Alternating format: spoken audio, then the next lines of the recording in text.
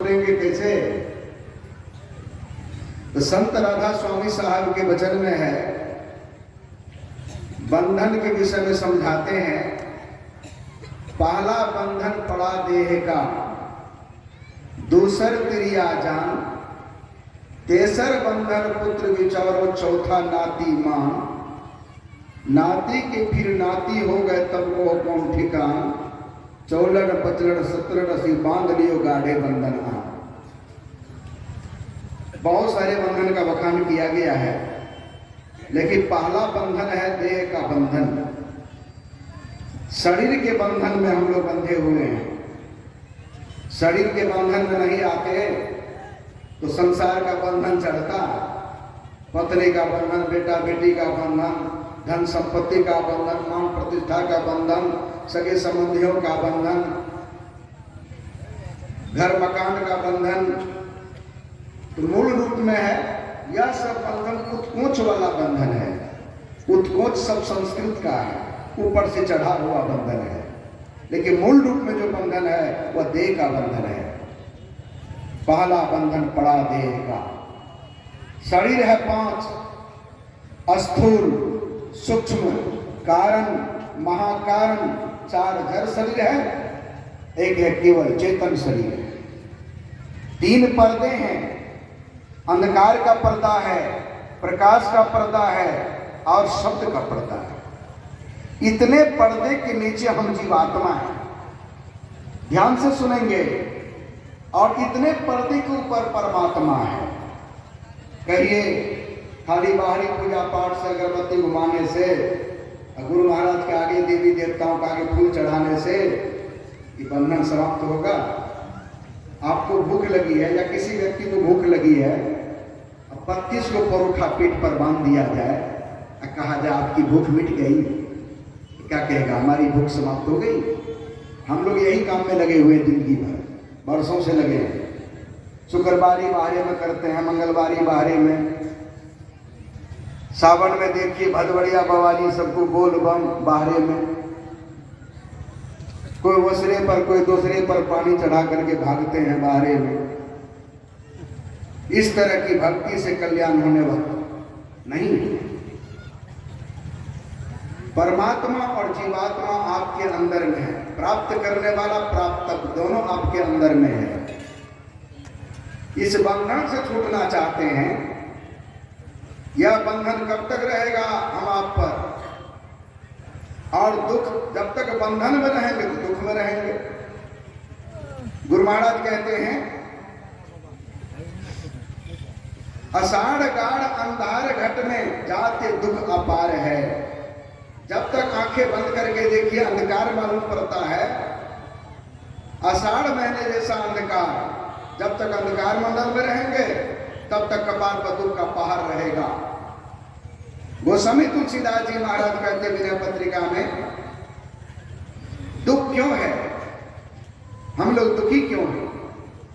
जिया जब ते हरिते बिलगामियो, तब ते देह गेह निज जामियो, माया वश स्वरूप बिसरायो, तेहि भ्रम ते नाना दुख पायो। यह जीव परमात्मा से अलग हो गया, हमारा आपका परमात्मा से वियोग हो गया, विच्छेद हो गया।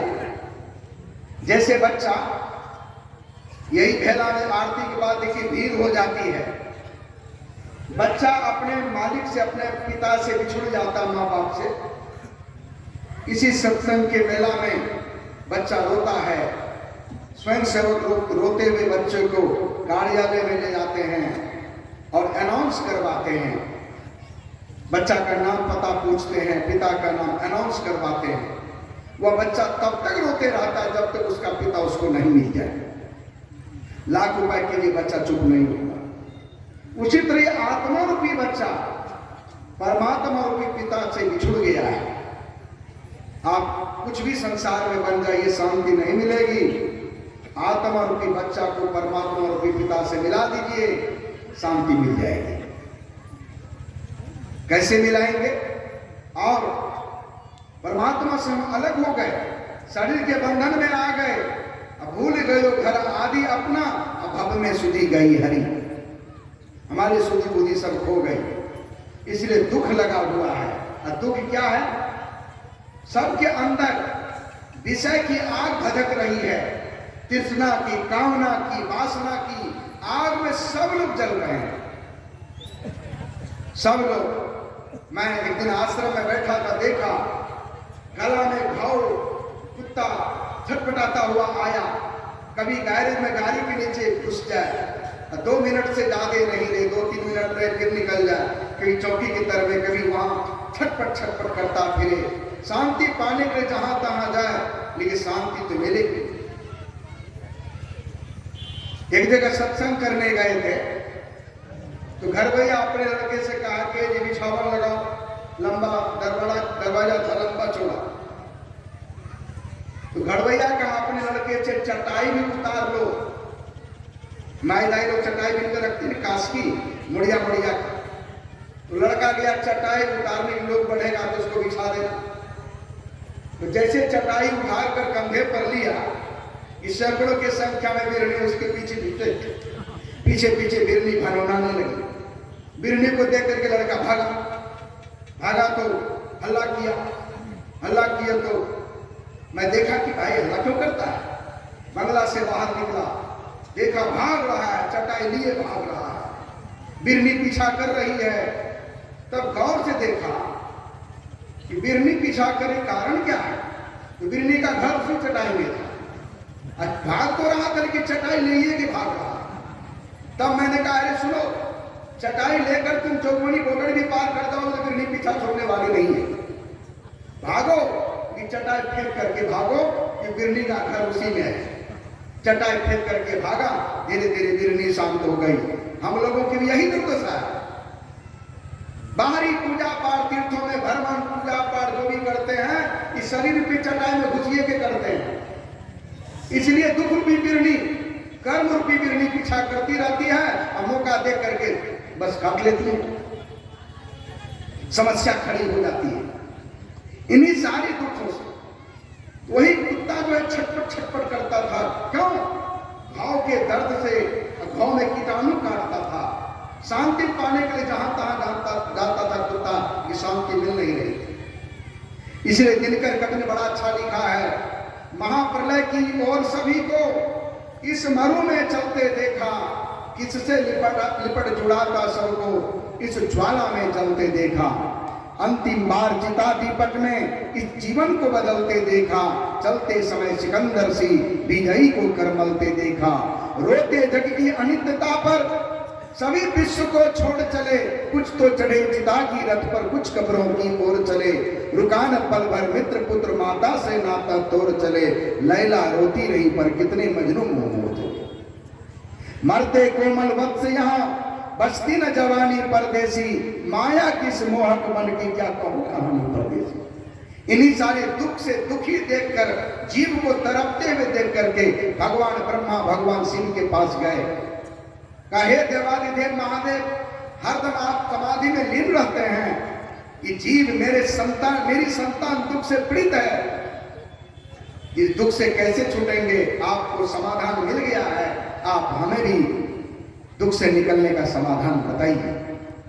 तो भगवान भोलेनाथ युक्ति बताते हैं, योगहीनम कथं ज्ञानम मोक्षदं भवति एवो, योगो अपि ज्ञानहीनस्तु न क्षमो मोक्ष कर्मणि, तस्माच्च ज्ञानम च योगम च मोक्षु दृढ़मो वैसे। हे ब्रह्मा जी, अगर कोई व्यक्ति दुख से छुट्टी पाना चाहता है तो क्या करना चाहिए? ज्ञान और योग। ज्ञान माने जानना, भक्ति का नियम तरीका ठीक जान लीजिए संत सद्गुरुओं से, क्योंकि बिना गुरु की कृपा पाए नहीं जीवन उधारा। बिन दया संतन की नहीं, जानना इस राह को, हुआ नहीं होता नहीं हो नाड़ा है। संत सद्गुरु से भक्ति का नियम तरीका जान लीजिए, ये ज्ञान है। योग माने मिलन, हमारा आपका परमात्मा से विच्छेद हो गया है, वियोग हो गया है। कैसे मिलेंगे? इसी क्रिया को भक्ति कहिए, योग कहिए। तो कहते, अभी सुन रहे थे गुरु महाराज की वाणी में, योग हृदय में वासना तन वास है तो क्या। योग हृदय किसको कहा है? आज्ञा चक्र को, 10वां द्वार को। कहते वहां से परमात्मा तक जाने का रास्ता मिलता है। गुरु से जुक्ति जानिए, गुरु से जुक्ति जान करके एक नाम का जप, अपने आप को पवित्रता में रखिए। पवित्रता के लिए झूठ मत बोलिए, चोरी नहीं कीजिए, नशाओं का सेवन नहीं कीजिए, हिंसा नहीं कीजिए और व्यभिचार नहीं कीजिए। और घर में बूढ़े माँ बाप की सेवा कीजिए, क्योंकि कोई भी वर्तमान अतीत के आशीर्वाद के बिना एक तीर भी आगे नहीं बढ़ सकता है। गुरु, माता पिता, बूढ़े बुजुर्गों के आशीर्वाद के बिना आप न संसार में आगे बढ़ सकेंगे और न परमार्थ में आगे बढ़ सकेंगे। अतीत के आशीर्वाद के बिना कोई वर्तमान फल फूल नहीं सकता है, आगे नहीं बढ़ सकता है। इसलिए कहते पंच पापों से अपने आप को बचाइए। और भगवान को कौन मोक्ष पसंद है? भगवान शिव को पिंड पाते ना या मुक्ति सा मुक्ति तू मन्नते देहे ब्रह्मत्व मायाते जलानां संगमं यथा अनंतांग यदा याति तदा मुक्ता स उच्यते। भगवान शिव कहते हैं साधारण मृत्यु में एक शरीर छूटता है, स्थूल शरीर, 3 जड़ शरीर, एक चेतन शरीर के रहने पर जो भी अच्छा बुरा कर्म करते हैं सबका संस्कार मन पर आता है। मन आत्मा का पार्टनर है। साधारण मृत्यु में मन साथ चलता है और उसी का अनुकूल लोगों को तरह तरह के नरकों में या तरह तरह के जोनियों में जन्म लेना पड़ता है। इसलिए भगवान शिव कहते यह मुक्ति नहीं है। मुक्ति वह है जैसे समुद्र के पानी से नमक बनता है। नमक को पानी में मिला दीजिए, अलग कर सकेंगे? नहीं। उसी तरह आत्मा जो है परमात्मा का अंश है। आत्मा जो है परमात्मा से बना है। आत्मा को परमात्मा मिला दीजिए, यही सर्वोपरि मुक्ति है। यह काम कब कीजिए? कहते गुरु से जुक्ति जानकर एक नाम का जप, एक रूप का ध्यान और दृष्टियों की क्रिया कीजिए। आंखें बंद कर देखिए, सामने घोर अंधकार मालूम पड़ता है। उसी अंधकार मंडल में गुरु इंगित स्थान पर गौर से देखिए। संकल्प विकल्प को छोड़कर देखिए। सुंदर मन मानसों को मोरी सब आशा निराशा छोड़िए। संकल्प विकल्प को छोड़ करके जैसे जैसे मन आपका सिमटता जाएगा, शून्य ध्यान, जब संसार का ख्याल, नाम रूपात्मक जगत से आप ऊपर उठ जाएंगे, संसार का ख्याल बिल्कुल आपके मन में नहीं रहेगा।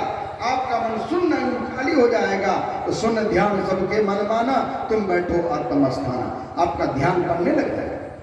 सिमटते सिमटते गुरु महाराज कहते सुई अग्रदर होई, सुई के अगले भाग सुख, ऐसे सूक्ष्म जगह पर जिस दिन दृष्टि टिक गई उसी दिन परमात्मा का द्वार खुल जाएगा। प्रकाश का दर्शन होगा। वहां जहां प्रकाश मिलता है तो प्रकाश में परमात्मा को जाने का रास्ता मालूम पड़ेगा। वही शब्द सुनाई पड़ता है।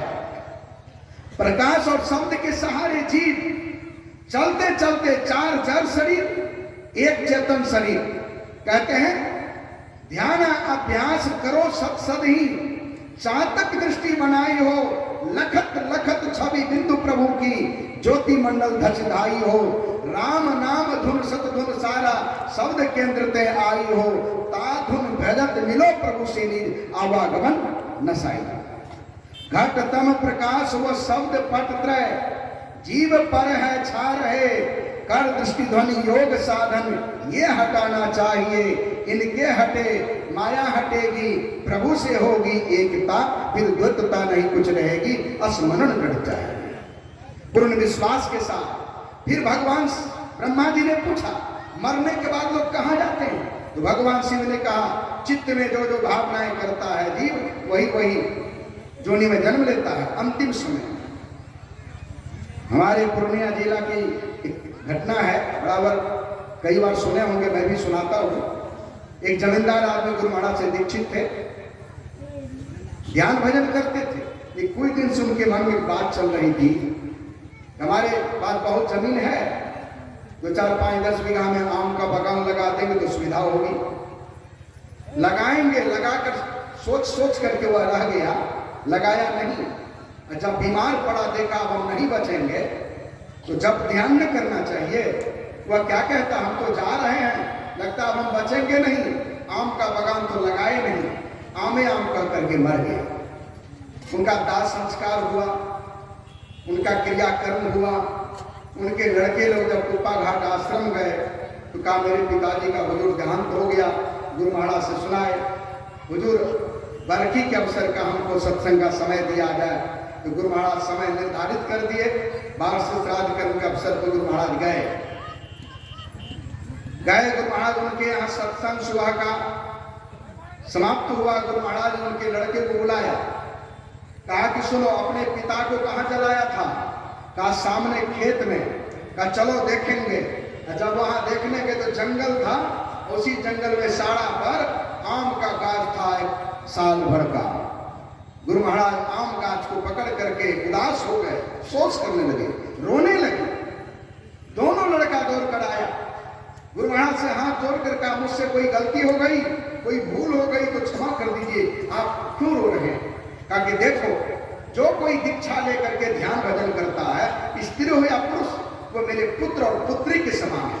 उनकी रखवाली करना मेरा कर्तव्य है। लेकिन मेरा एक बेटा मन को संभाल नहीं सका, आम का बागान लगाएंगे सोच कर रह गया, लगाया नहीं। अंतिम में सुमिरन ध्यान करना चाहिए, आमे आम का करके मर गया। आम के गाछ में के जोनी में तुम्हारा पिता आ गया है। सुनो, भक्ति का संस्कार है, भक्ति का भार वहन करने की क्षमता दूसरे जोनी को नहीं है। कभी न कभी गाछ सूखेगा, जिस दिन यह गाछ सूख जाएगा इसी तरह इसको जलाकर राख कर देना, इनके नाम पर ध्यान सत्संग करवा देना, तब इनको मनुष्य का शरीर मिलेगा और तब भक्ति करके अपना कल्याण करेगा। इसलिए मन को संभालिए, मन से हरदम जप ध्यान सर्व क्षण गुरु मन जो में ही रहे हो, निश्चय निर्वाण होए संत सब कहे हो। हरदम जप में मन को लगा कर रखिए। मन को हरदम जब जप में लगा कर रखेंगे तब आप में मानव ध्यान करने की क्षमता पैदा होगी।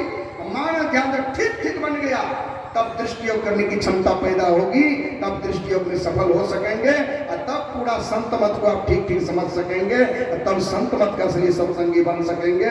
इन्हीं शब्दों के साथ बोलिए श्री सदगुरु महाराज की जय। अगले वक्ता के रूप में आपके समक्ष पूज्य स्वामी हरियानंद जी महाराज हैं, जो पूज्य बाबा के आने तक आपको ये अपना ज्ञान